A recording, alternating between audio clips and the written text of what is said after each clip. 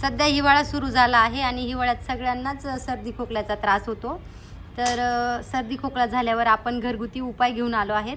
मी बनवणार आहे घरगुती पद्धतीने काढा।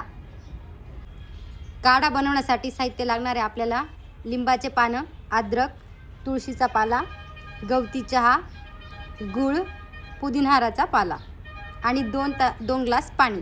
चला तर काढा बनवायला सुरुवात करूया। सगळ्यात आधी 2 ग्लास पाणी टाकून घ्यायचं आहे आपल्याला।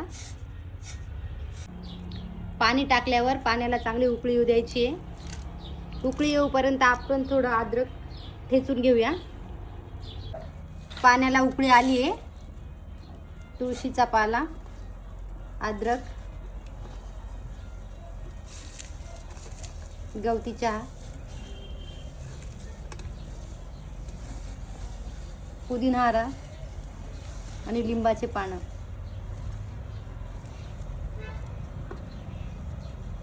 या सर्व सामग्रीला उकळी आल्यानंतर आपण गूळ टाकायचा आहे। सगळ्या पानांचे अर्क त्यात उतरले आहे। आता आपण गूळ टाकून घेऊ।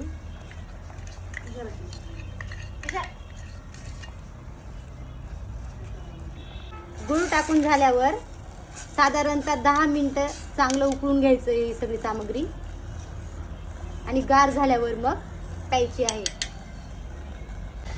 आपला काढा तयार झालेला आहे। काढा तयार झाला आहे आता आपण गाळून घेऊ। हा गुणकारी काढा तुम्ही पण सर्दी खोकल्यासाठी बनवून पहा।